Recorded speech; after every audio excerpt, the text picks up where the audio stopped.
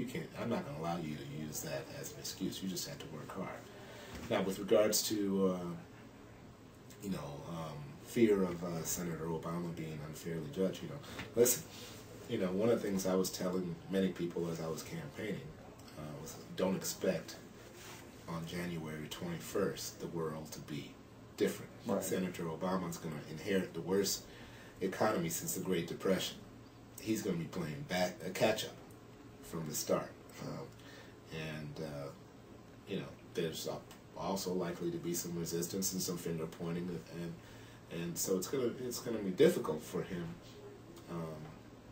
to reach a point where people can really say that their lives are substantially changed. One of the things about Senator Obama, though, beyond the color of his skin, is that he has a genuine desire to, reach across traditional barriers. I don't think it was just a political talking point. Yeah, I think from talking to my Republican colleagues here, one of the things that everybody feels obligated to come tell me what their experience was with Barack. They said even when he disagreed with them, they felt that he was listening to what they were saying and sometimes incorporating some of the points of what they were suggesting. Sure. One of my favorite quotes is nobody ever learned anything when they were talking. And so, the more that you're able to engage in an interchange and listen, right. And there's a difference between hearing and listening, and perhaps that's what they're conveying. There's a lot of hearing that goes on in this building. Right. That sometimes I think there's a little bit of a lack of listening. And and the other thing about Senator Obama is that he's willing to do something else that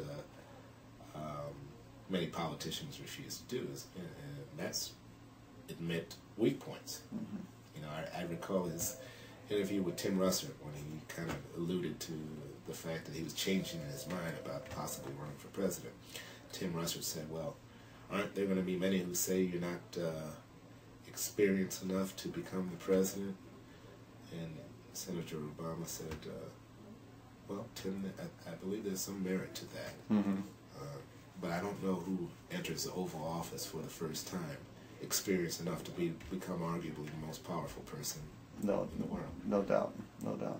Well, I appreciate your time today, Senator, and I don't know if there's anything lastly that I didn't ask that you'd like to say, just in general, any closing comments or remarks about this upcoming session. Well, I'm just grateful that you came down here and you had an opportunity to speak to me. One of the things that the whole reason I did the rural-urban exchange is because I believe there's a need for people to communicate beyond their individual districts, and I think it's important for Southern Illinois to know that there's somebody like me in the city of Chicago who's willing to be supportive of a Jim Claiborne, sure, a downstater, to be Senate President, notwithstanding the fact that today we're hearing that the mayor is weighing in, saying it has to be somebody from Chicago. I believe that in diversity in every sense of the word, it's not just a racial thing. I believe in geographical diversity. I believe in balance in government. Sure. And so that's what I would want to leave with. All right, thanks. I appreciate the time today. Thank you. All right.